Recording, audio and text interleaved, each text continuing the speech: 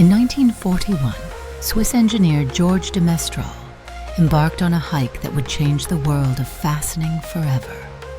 After returning, he noticed burrs clinging to his clothing and his dog's fur. Intrigued by how these tiny hooks attached themselves so effortlessly, he examined them under a microscope. This sparked an idea that would lead to the invention of Velcro. De Mestral replicated this natural mechanism by creating two strips, one with tiny hooks and the other with loops.